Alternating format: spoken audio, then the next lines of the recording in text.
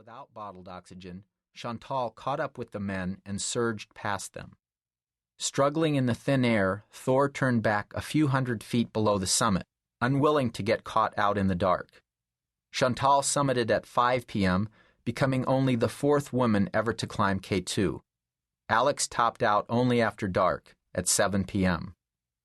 The proverbial 2 p.m. turnaround time isn't an ironclad rule on K2, or on Everest for that matter, but to reach the summit as late as Chantal and Alex did was asking for trouble, and trouble had now arrived. On the morning of August 4th, as Scott and I readied ourselves for the search and/or rescue mission that would cancel our own summit bid, we got another radio call from Thor. The two missing climbers had finally showed up at Camp 4 at 7 in the morning, but they were in really bad shape. Chantal had been afraid to push her descent in the night and had bivouacked in the open at 27,500 feet. 3 hours later, Alex had found her and talked her into continuing the descent with him, possibly saving her life. Staggering through the night, the pair had managed to stay en route, no mean feat in the dark, given the confusing topography of K2's dome-shaped summit. But by the time they reached the tents of Camp 4, Chantal was suffering from snow blindness, a painful condition caused by leaving your goggles off for too long, even in cloudy weather. Ultraviolet rays burn the cornea, temporarily robbing you of your vision. Chantal was also utterly exhausted, and she thought she had frostbitten feet. In only marginally better shape, but determined to get down as fast as possible, Alex abandoned Chantal to Thor's safekeeping and pushed on toward our Camp 3. Thor himself was close to exhaustion from his previous day's effort, but on August 4th he gamely set out to shepherd a played-out Chantal down the mountain. It's an almost impossible and incredibly dangerous task to get a person in that kind of shape down slopes and ridges that are no child's play for even the freshest climber. Thor had scrounged a 10-foot hank of rope from somewhere. That's all he had to belay Chantal with, and maybe to rappel. Over the radio to us, Thor had pleaded, "Hey you guys, I might need some help to get her down." So Scott and I had made the only conscionable decision, to go up and help. As we were getting ready, we watched as Alex haltingly worked his way down the slope above, eventually stumbling toward camp. We went up a short distance to assist him, then helped him get into one of the tents, where we plied him with liquids, since he was severely dehydrated. Meanwhile, surprisingly, he didn't show any concern for Chantal. Going to the summit, both he and Chantal had pushed themselves over the edge, driven themselves to their very limits. It happens all the time on the highest mountains, but it's kind of ridiculous. To make matters worse, on August 4th, the snow conditions were atrocious. Same with the weather, zero visibility. Scott and I tried to go, made it up the slope for a couple of hours, then had to turn around and head back to camp. We made plans for another attempt the following day. We were in radio communication with Thor. He'd started to bring Chantal down to Camp 3, but he only got part way. They had to camp right in the middle of a steep slope, almost a bivouac, though Thor had been smart enough to bring a tent with him. The next day, August 5th, Scott and I got up, packed our gear, and started up again, hoping we could meet up with Thor and Chantal and help them back to our camp. At some point, we could see them through the mist and clouds, 2 little dots above. It was blowing hard, and little spindrift avalanches were coming down the slope we were climbing, but no really big slides.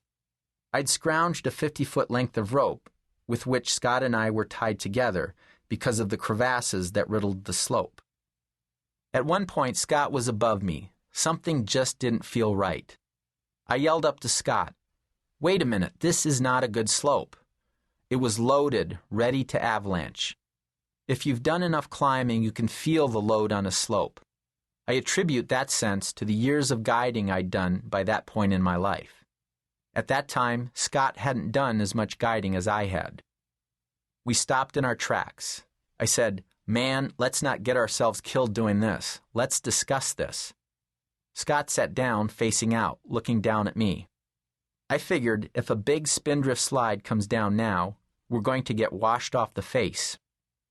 I started digging a hole with my ice axe, thinking I might protect myself if a slide came from above. After a few moments, I looked up just in time to see Scott engulfed by a wave of powder. He disappeared from sight. At once, I tucked into my hole and anchored myself. Lying on top of my axe, the pick dug into the slope. Bracing myself for impact, I thought, "Here it comes." It got dark. It got quiet. I felt snow wash over my back. The lights literally went out. I hung on, and then the avalanche seemed to subside. I thought I'd saved myself. I thought, wow, my little trick worked. But the fact was, Scott had been blindsided. He was tumbling with the snow, getting swept down the face. He hurtled past me out of control. Scott was a big guy, maybe 225 pounds. I weigh 165. The rope came tight. Boom! There was no way I could hold both of us. I got yanked out of my hole like getting yanked out of bed. Scott was plummeting down the mountain with me in tow, connected by what should have been our lifeline, and there were 8,000 vertical feet of cliff below us. If you're caught in an avalanche and careening down the slope, there's only one way to save yourself, called a self-arrest. The idea is to get your ice axe underneath your body, lie on it with all your weight, hold on to the head, and try to dig the pick into the slope like a brake. I'd learned the self-arrest when I'd started climbing, and as a guide, I'd taught it to countless clients. So the instinct was automatic. It ran through my head even as I was getting jerked and pummeled around by the avalanche. Number 1, never let go of your axe. Number 2, arrest, arrest, arrest. I kept jabbing with the pick of the axe, but the snow beneath me was so dry, the pick just kept slicing through. Yet I wasn't frantic. Everything seemed to be happening in slow motion, and it was as if the sound had been turned off. We probably fell a couple 100 feet. For whatever reason, Scott couldn't even begin to perform his own self-arrest.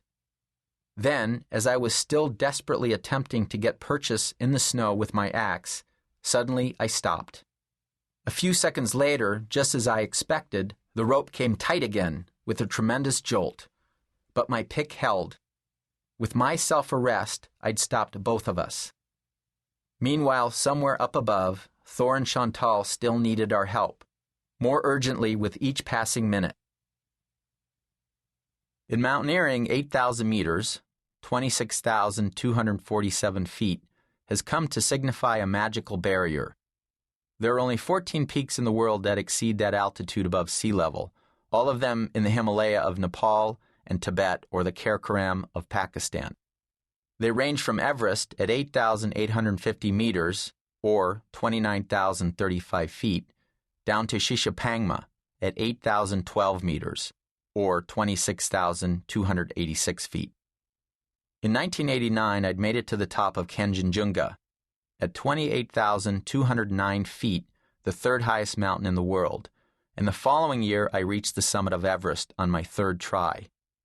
In aiming for K2, I was very much aware that if I succeeded, I'd be the first American, and one of only a handful of climbers worldwide, to reach the tops of the three highest mountains. That summer I was 33 years old, struggling to make a living as a guide on Mount Rainier in the summers, working as a carpenter building houses in the winter. In my 20s, I'd gotten my doctorate in veterinary medicine, then worked as a vet in several Seattle area clinics. By 1992, though, I'd given up my vet practice because mountaineering was starting to take over my life. I lived in a cheap basement apartment in West Seattle, just scraping by. I had yet to attract any sponsors, but I'd been a member of 5 Himalayan expeditions. At that date, any thought of going for all 14 8,000ers seemed way beyond the pale, if for no other reason than that I couldn't imagine how I could afford to pay my way onto so many expeditions. Besides, by 1992, Reinhold Messner and Jerzy Kukuczka were still the only guys who had completed the 14, though others were closing in. The strong Swiss alpinist Erhard Loretan became the third man to complete the quest in 1995. In 1991, I guided Mount Everest for a client named Hall Wendell, who'd gotten the climbing bug relatively late in life. We've since become great friends. During that expedition,